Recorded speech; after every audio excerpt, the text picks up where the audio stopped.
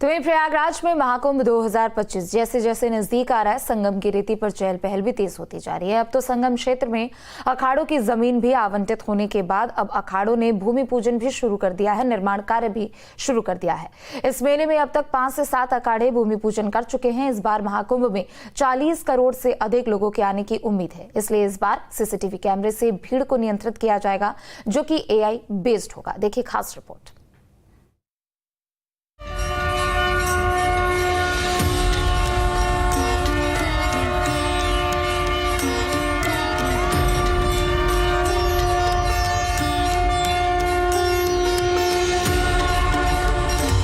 प्रयागराज में लगने वाले महाकुंभ के लिए अब तैयारियां जमीन पर दिखने लगी हैं।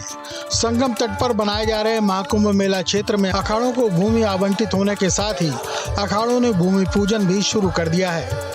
बुधवार को 5 अखाड़ों के भूमि पूजन के बाद शुक्रवार को उदासीन परंपरा के 2 अखाड़ों श्री पंचायती बड़ा उदासीन और श्री पंचायती नया उदासीन अखाड़ों का भूमि पूजन हुआ। महीनों तक गंगा की धारा में डूबी संगम की धरती पर बुधवार को फिर वैदिक मंत्रोच्चार के गूंज सुनाई दी और त्रिवेणी की पावन रेती भी प्रफुल्लित उठी। भूमि पूजन कर इन अखाड़ों ने औपचारिक तौर पर कुंभ की शुरुआत कर दी। प्रयागराज के संगम तट पर 13 जनवरी 2025 से शुरू होने जा रहे कुंभ मेले से पहले 18 और 19 नवंबर को अखाड़ों को भूमि आवंटित कर दी गई थी, जिसके बाद जो परंपरा है उसके मुताबिक अब तमाम अखाड़े अपने अपने शिविर में भूमि पूजन कर रहे हैं। आप देखें तो आज श्री पंचायती बड़ा अखाड़ा उदासीन का भूमि पूजन यहाँ पर त्रिवेणी मार्ग पर चल रहा है। तमाम साधु संत बड़ा उदासीन और नया उदासीन, तो उदासीन परंपरा के जो 2 अखाड़े हैं उनका भूमि पूजन हो रहा है और यहाँ पर तमाम संत महंत और अखाड़ा परिषद के अध्यक्ष वो रविंद्रपुरी जी वो भी यहाँ पर मौजूद हैं। तो पूरी परंपरा के साथ, पूरी जो कह सकते हैं जो शास्त्रीय विधि है उसके साथ यहाँ पर श्री पंचायती अखाड़ा बड़ा उदासीन का भूमि पूजन जो है उसका कार्यक्रम संपन्न हो रहा है। और भूमि पूजन होने के बाद इस छावनी में अपने अपने इष्ट देव को स्थापित करेंगे। उदासीन अखाड़ों के प्रमुख महेश्वर दास जी के मुताबिक सनातन धर्म की परंपरा है, जिस भूमि पर हमें अनुष्ठान करने होते हैं सबसे पहले उसका पूजन करते हैं, जिसके बाद वो भूमि जागृत होती है। उदासीन अखाड़े भूमि पूजन के बाद अब मेला क्षेत्र में नियत स्थान पर अपनी अपनी छावनी का निर्माण करेंगे। इस छावनी में देश विदेश से आने वाले संत कुंभ के मेले के दौरान यज्ञ अनुष्ठान और दूसरे धार्मिक आध्यात्मिक क्रियाकलाप करेंगे। पंचायती अखाड़ा बड़ा उदासीन का भूमि पूजन यहाँ पर चल रहा है। हमारे साथ महेश्वर दास जी, महाराज जी आपसे बात करना चाहेंगे। महाराज जी, आज किस तरह से जो भूमि पूजन है, क्या क्या परंपरा है, किस तरह से भूमि पूजन हो? ये हमारी सनातन धर्म की एक विशिष्ट परंपरा है कि जब भी कोई हम यज्ञ करें, हवन करें या भवन निर्माण करें या मंदिर का निर्माण करें या स्थायी हो या अस्थायी हो, लेकिन हम लोग जिस भूमि पर वो सारे अनुष्ठान हमको करने हैं, सर्वप्रथम उस भूमि का पूजन करते हैं, जिससे वो भूमि में एक दिव्यता आ जाए, क्योंकि ये हमारी भूमि जो है माँ है। सबसे पहले माँ का ही पूजन और आशीर्वाद लेकर के कोई भी शुभ काम किया जाता है। तो इसी भाव को लेकर के ये आज पंचायती अखाड़ा बड़ा उदासीन की इस स्थान पर कुंभ मेले के लिए छावनी का निर्माण होगा। उदासीन अखाड़ों की तरफ से किए गए भूमि पूजन में अखाड़ा परिषद के अध्यक्ष सहित सभी 13 अखाड़ों के प्रतिनिधि शामिल हुए।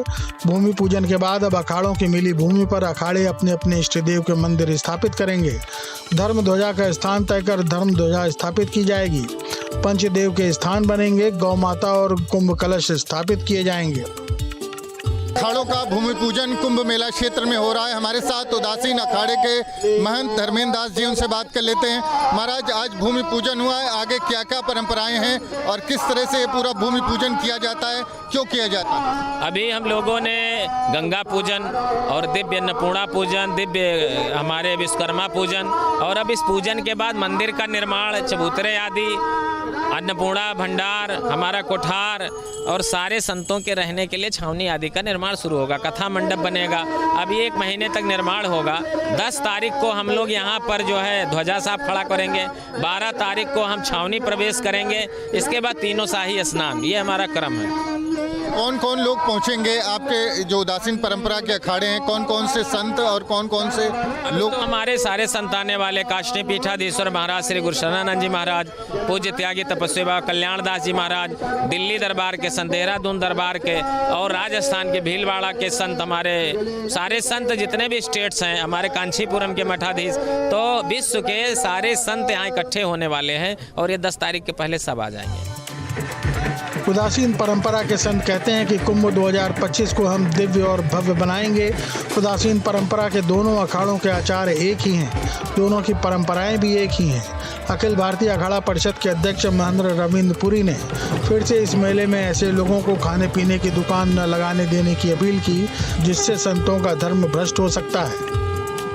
उदासीन परंपरा के अखाड़ों का भूमि पूजन आज संगम के तट पर हुआ है। हमारे साथ अखाड़ा परिषद के अध्यक्ष महंत रविंद्रपुरी, उनसे बात कर लेते हैं। महाराज जी, भूमि पूजन हुआ है, क्या परंपरा है और आगे क्या क्या होगा? किस हेतु ये भूमि पूजन किया जाता है? आज हमारे जो बड़ा अखाड़ा उदासी है, जिनका नाम है पूरे भारत में, जिनका नाम है, इनका कार्य सबसे अच्छा कार्य होता है और आज इन्होंने बहुत ही दिव्य और मैं कहूँगा अद्भुत भूमि पूजन किया और यज्ञ अनुष्ठान जो परंपरा हमारी पद्धति है उसे वैसे ही इन्होंने जो है भूमि पूजन किया है। और आज जो भी मैं समझता हूँ जितनी भी जो छाया, काली छाया यहाँ पे लगी हुई थी वो सब भाग गई है और देवी देवताओं का आज मैं समझता हूँ आना प्रारंभ हो गया है। और हमारे महाराज श्री का इनका लक्ष्य रहा है कि बिल्कुल अद्भुत हो, ऐसा हो। अब आप देखेंगे जो इनका छावनी प्रवेश होगा उसमें पूरा पंजाब नहीं पूरे हिंदुस्तान से लोग आएंगे और नाना प्रकार की झांकियाँ, नाना प्रकार के अद्भुत लोग उसमें मिलेंगे। और मैं यही चाहूँगा जो इनका छावनी प्रवेश होगा उसमें आप सभी आएँ और आप देखेंगे कि इनका जो कार्य बहुत अच्छा है, बहुत सुंदर है, बहुत मतलब प्रशंसा उनकी जितनी की जाए उतनी कम है। महाराज जी, काली छाया की आपने बात करी, किस तरह की काली छाया होती है जो यहाँ पर जिसको हटाया गया? आपने देखा जो हमारा सनातन धर्म है इसके आज से नहीं,